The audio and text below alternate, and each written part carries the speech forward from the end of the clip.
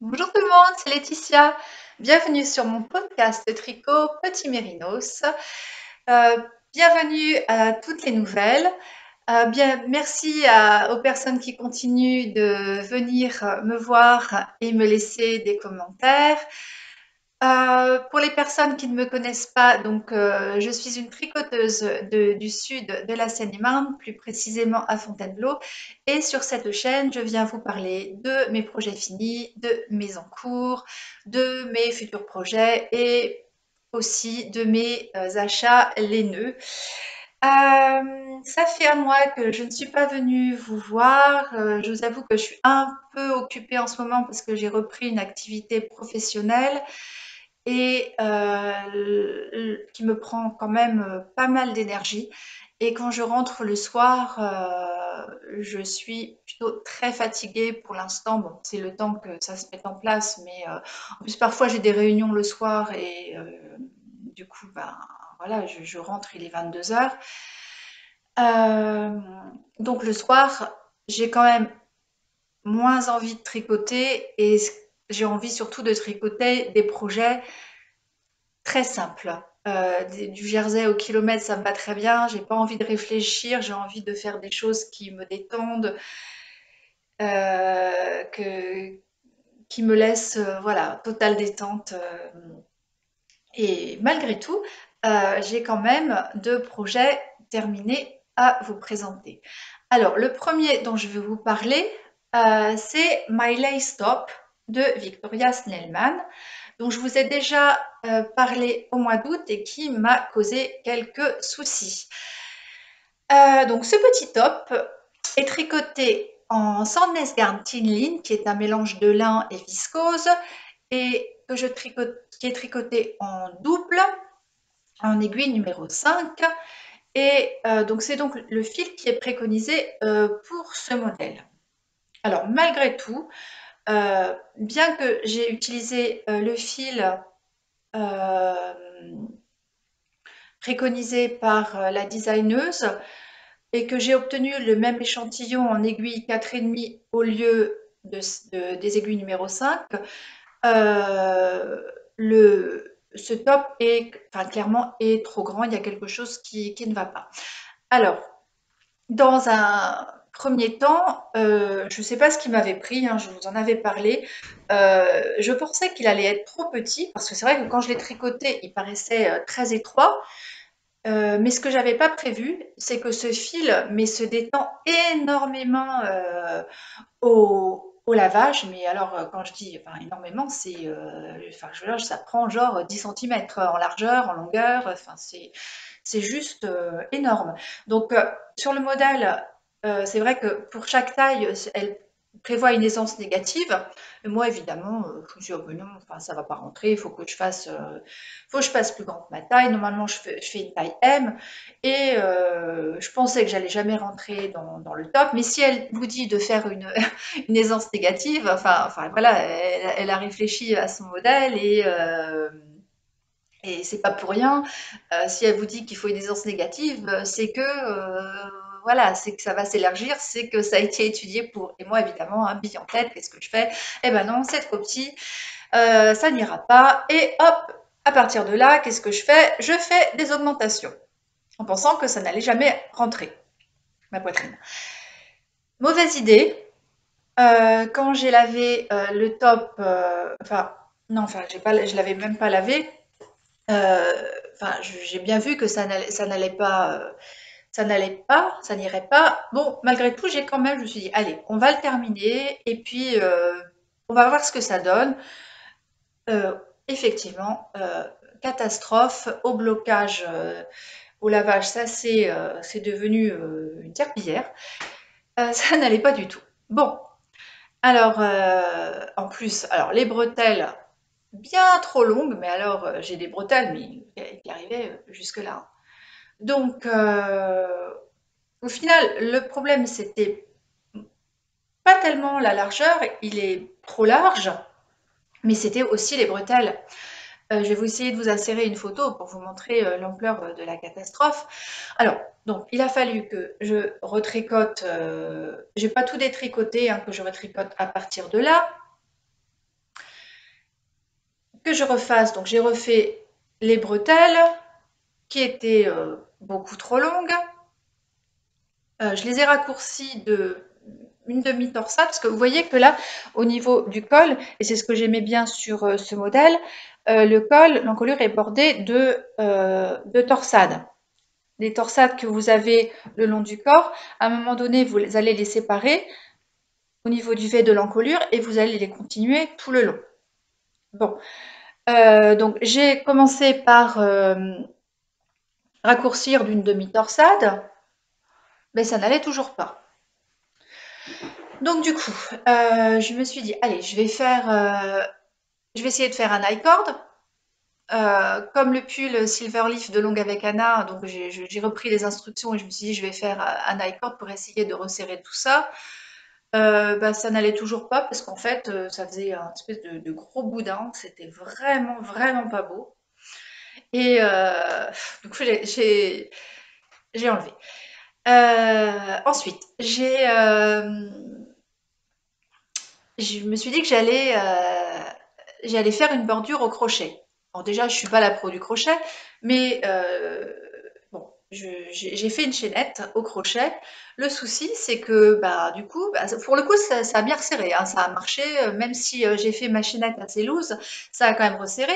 Sauf que, bah, du coup, mon truc, il était tout froncé, ça n'allait pas du tout. Bon,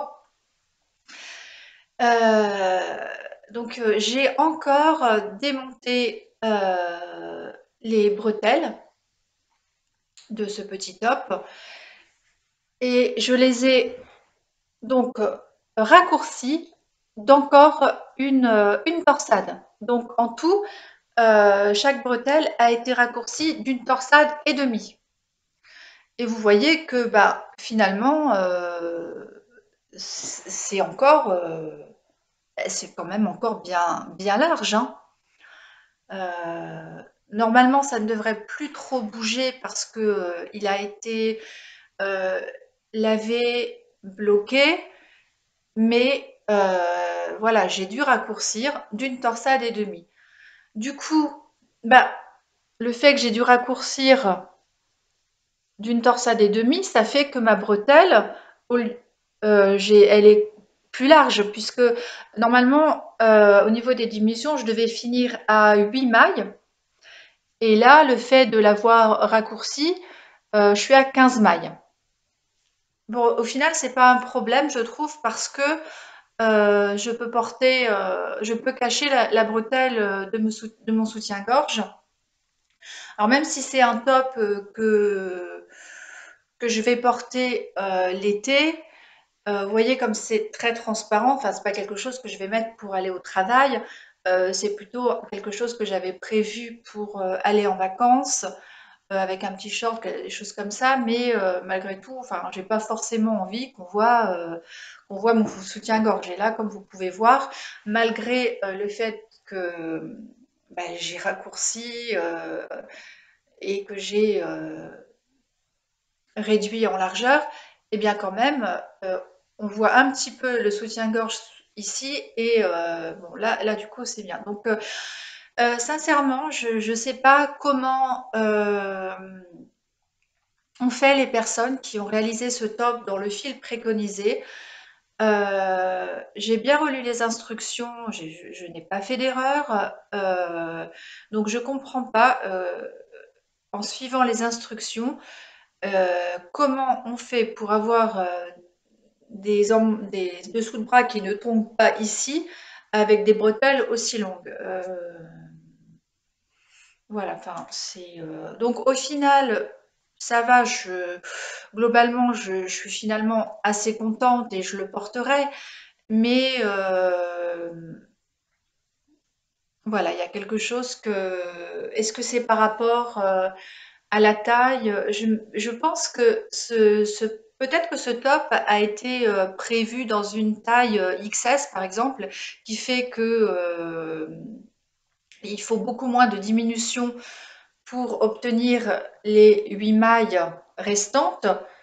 Donc forcément, si vous avez plus de mailles au niveau du dessous, enfin, au niveau de la poitrine, bah, vous devez aussi faire beaucoup plus de diminution pour obtenir les 8 mailles finales et du coup, bah, voilà, ça va monter beaucoup plus haut. Je pense que c'est peut-être, le problème de ce top, donc qu'il faut, remonter beaucoup trop haut. Enfin, je sais pas si je suis claire, pour obtenir ces 8 mailles restantes. Donc voilà, moi, du coup, bah, j'ai 15 mailles et au final, ça c'est pas si choquant que ça parce que vu que les bordures, sont accrues et sont en jersey, elles ont tendance à roulotter vers l'intérieur et la bretelle finalement, n'est pas si large que ça. Donc voilà pour le petit top, My Lace Top de Victoria, Snellman. Et alors j'ai mon deuxième projet terminé, c'est un châle. C'est le fameux châle Brioche Alicius d'Andrea Mori que j'ai tricoté, que je tricote avec, en trio avec mon amie Suzy et avec mon amie Caroline de la chaîne Petit Pimousse 02. Alors j'ai terminé mon brioche Alicius et franchement j'en suis très très contente. Je vous montre ça tout de suite. Voilà. Voici la bête. C'est un... Il est très très grand.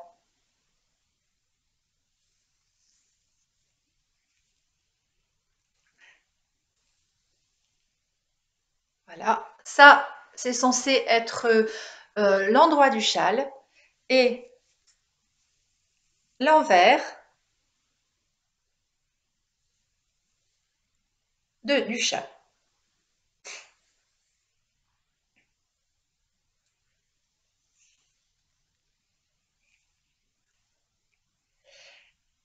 Alors, comme vous pouvez le voir, c'est un châle en brioche. Donc, c'est la première fois que je réalise de la brioche à plat.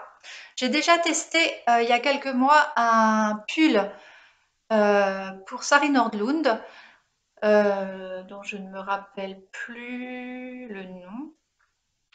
Ah, enfin, en tout cas, c'était de la brioche en rond, unicolore, en écru. Et sincèrement, la brioche en rond, j'ai trouvé ça beaucoup plus facile que de la brioche à plat. Enfin, c'est pas que c'est difficile, la brioche à plat, mais c'est assez perturbant. Euh, Dans le sens où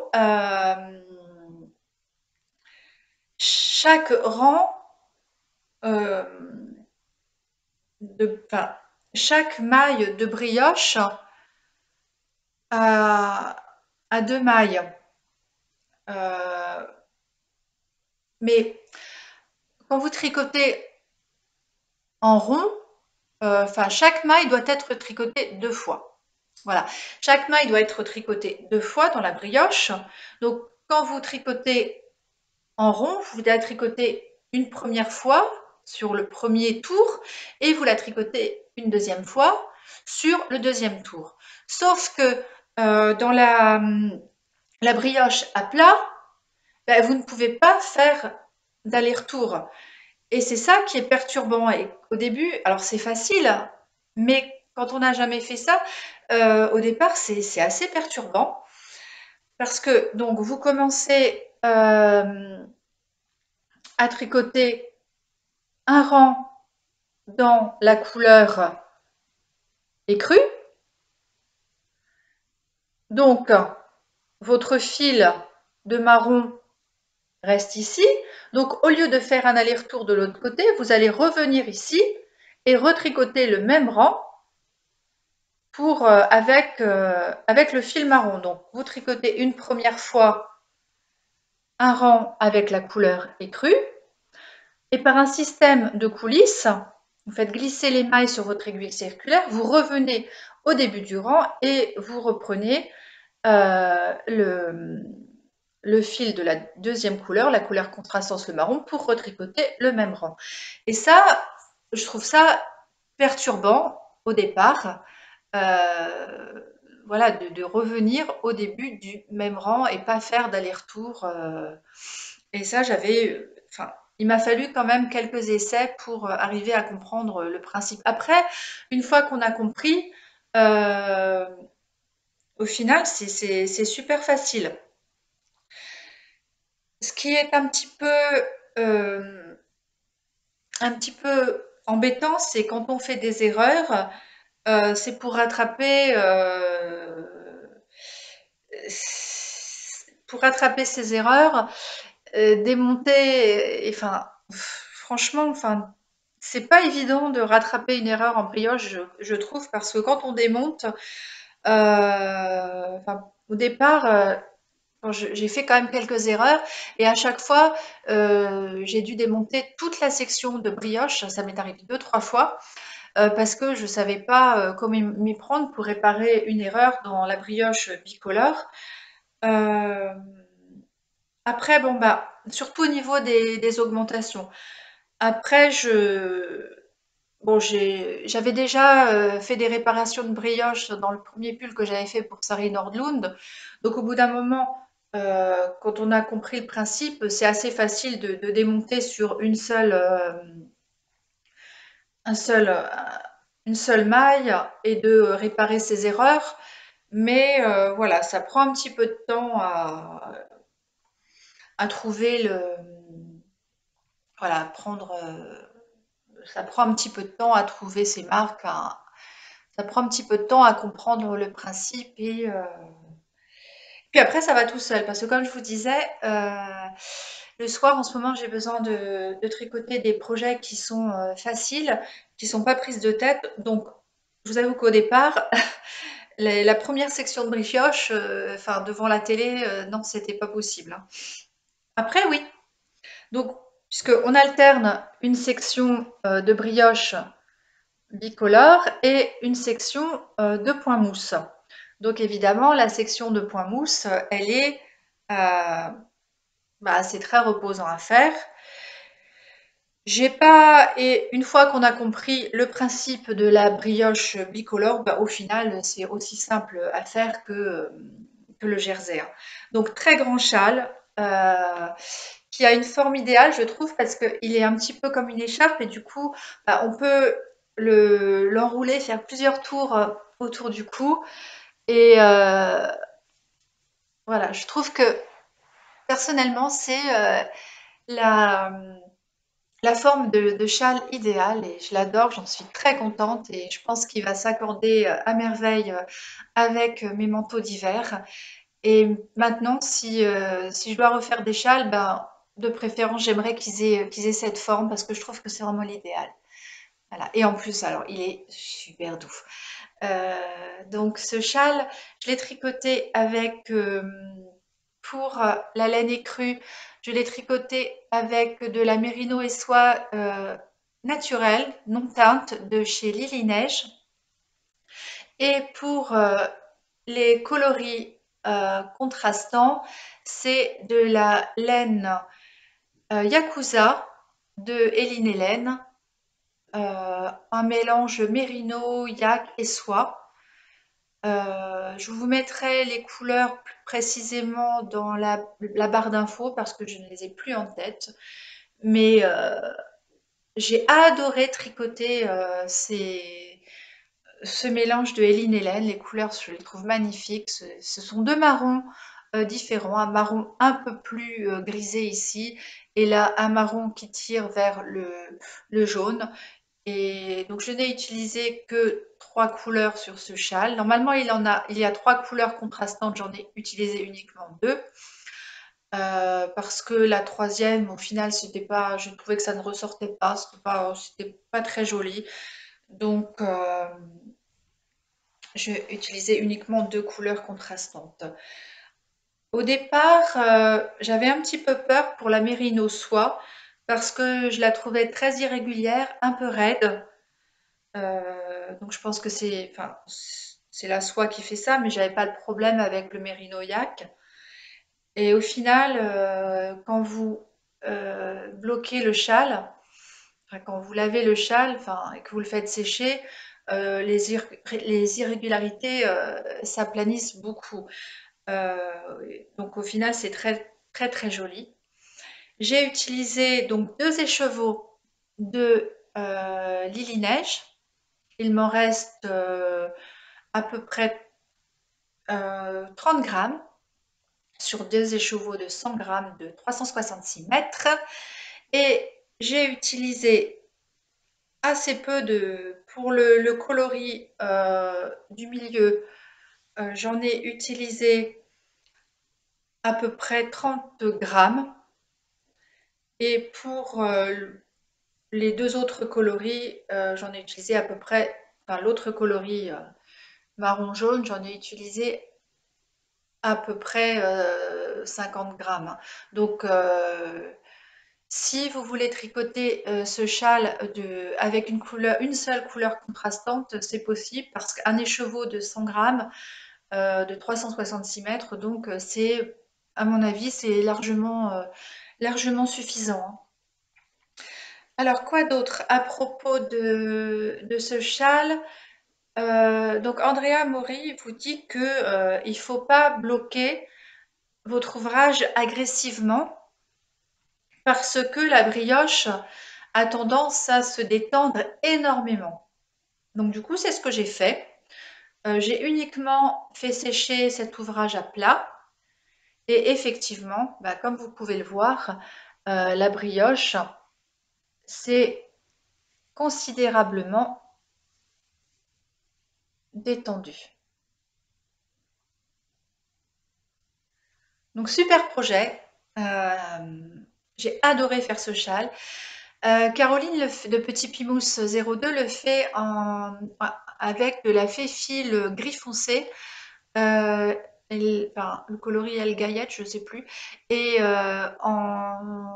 en rouge, un rouge de Malabrigo, il est très très beau. Et du coup, vu que j'ai adoré faire ce projet, que franchement, enfin, parmi tous les projets que j'ai tricotés depuis un an, je crois que c'est celui dont je suis le plus satisfaite, que ce soit en termes de rendu et de plaisir à tricoter. Et du coup, j'ai très envie de m'en faire un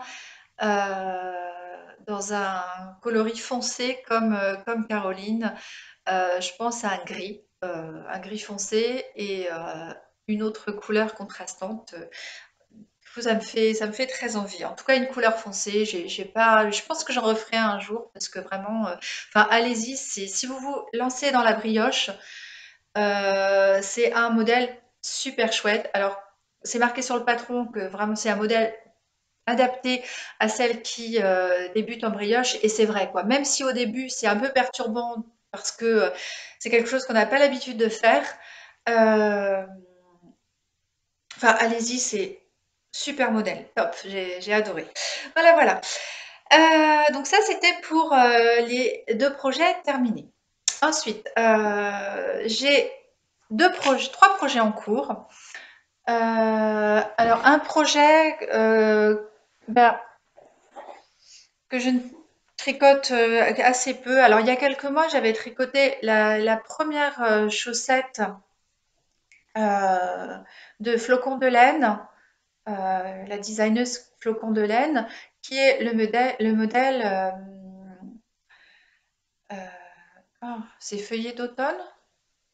Euh, je ne sais plus. Enfin, je vous mettrai ici quelque part le nom de ce modèle, donc qui est un modèle vraiment adorable de socket en dentelle, que je trouve absolument ravissant et que je tricote en fil Collana Arouetta, qui est un mélange de 80% mérino et 20% nylon. Euh, c'est une super laine, hein, la fil Collana. Je trouve qu'en termes de rapport qualité-prix, euh, bah, j'ai pas, pour l'instant, j'ai pas testé mieux parce que c'est super doux. Et puis, c'est à peu près 5 euros la pelote de 100 grammes, de 50 grammes, pardon. Euh, et, donc, une paire de sockets comme ça tient largement dans une seule pelote. Super laine. Donc, moi, j'ai monté la deuxième chaussette. Je tricote toujours mes chaussettes avec des aiguilles circulaires.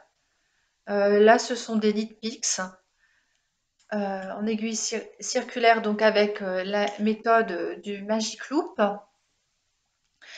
Et parce que, alors j'ai des aiguilles, des mini aiguilles de 23 centimètres. Personnellement, je n'y arrive pas. Ça me fait très très mal aux mains parce que je suis toute crispée dessus. Donc pour moi, enfin, ça ne convient pas, hein. Je sais qu'il y a beaucoup de personnes qui adorent tricoter les chaussettes avec des mini aiguilles circulaires. Caroline, coucou si tu passes par là. Mais voilà, moi ça me fait mal aux mains. C'est comme ça. Donc j'ai repris cette petite chaussette parce qu'il faut quand même que je la termine. Et je la tricote pas beaucoup parce que en ce moment la dentelle me demande un petit peu trop de concentration. C'est pas qu'elle elle est difficile, hein, la dentelle, mais elle me demande un petit peu trop de concentration par rapport à ce que je suis capable de fournir. Voilà. Donc, mais voilà, je suis un petit peu moins dans les chaussettes en ce moment, mais en tout cas, je ne monterai pas de chaussettes, d'autres paires de chaussettes avant d'avoir terminé ce modèle de flocon de laine. Voilà. Ensuite, autre projet en cours, c'est un modèle que je teste pour Atelier Émilie. Alors, je ne vais pas trop vous en parler, c'est pas un test secret, mais je n'ai pas trop envie de vous donner de détails. Donc, le modèle que je tricote pour Émilie, c'est le cardigan Belza, qui est un cardigan qui se tricote dans un mélange de mohair et de mérino. Que j'ai... Alors, je vais vous montrer ça. Je vous montre assez rapidement. Modèle qui se tricote du haut en top-down avec des manches montées.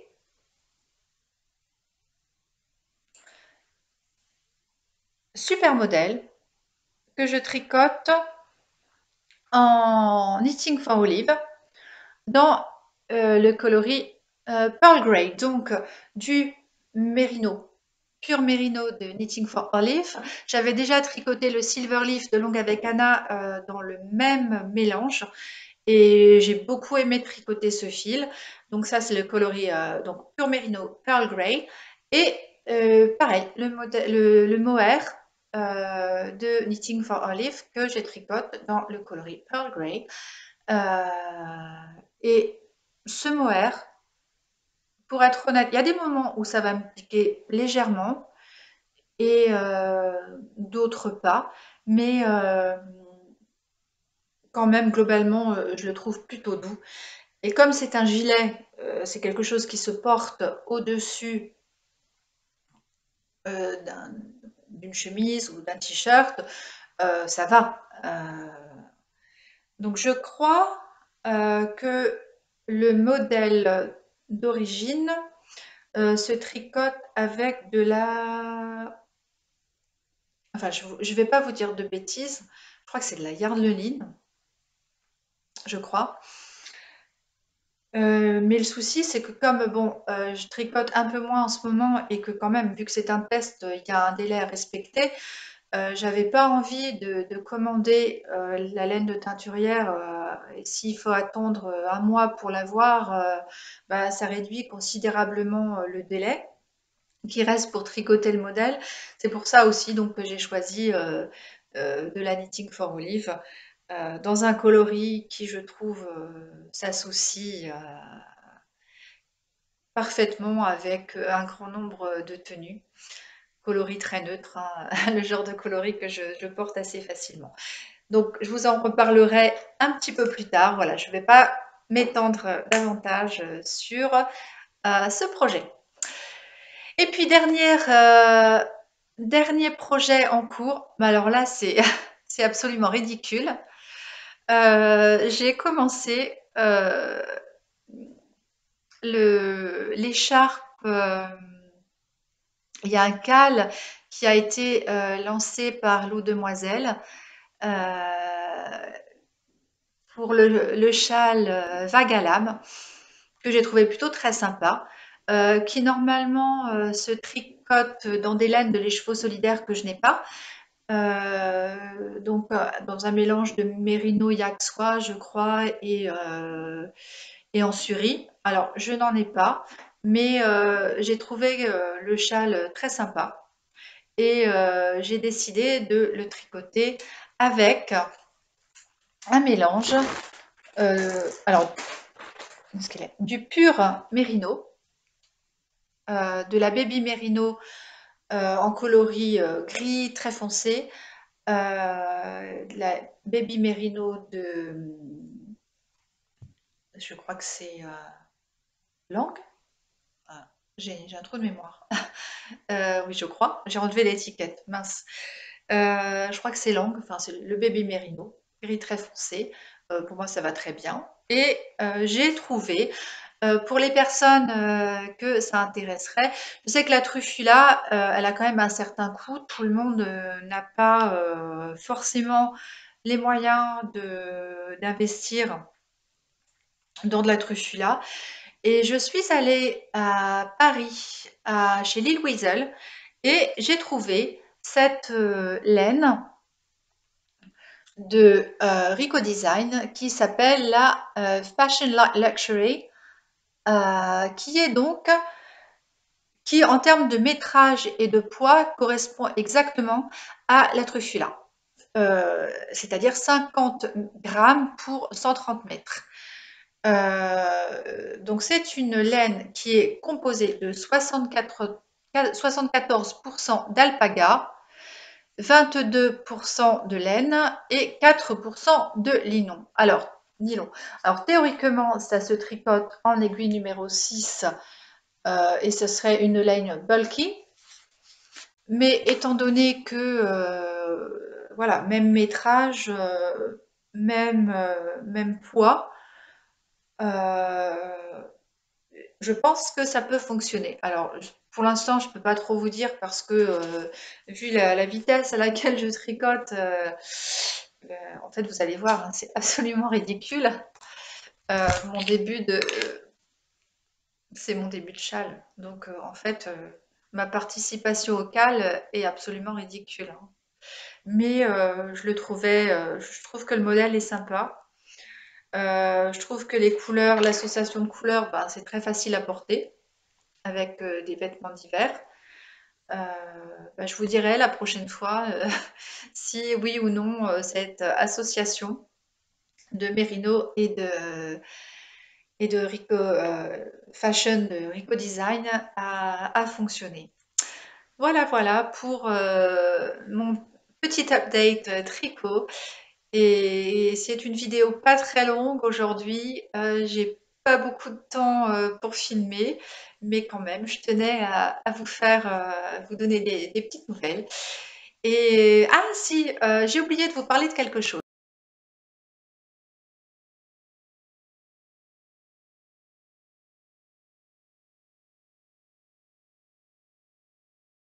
Voilà, voilà. Oui, alors, mon petit gilet, sans nom de la dernière fois, a maintenant un nom. Il s'appelle Soir d'été. Coucou Aurélie, de la chaîne Aurélie la souris. C'est elle qui m'a suggéré ce nom, Soir d'été. Merci beaucoup Aurélie, je te fais un bisou si tu passes par là. Je trouve que le nom va parfaitement à ce gilet, donc qui s'appelle Soir d'été. Donc je vous en avais parlé, donc si ça vous intéresse, allez voir ma vidéo de la dernière fois. Mais ce gilet est maintenant disponible en téléchargement gratuit sur Ravelry. Je vous mets le lien en barre d'infos, donc le petit gilet soir d'été qui a été tricoté dans le mélange Combria coton et viscose de Pasquali, que je vous remontre.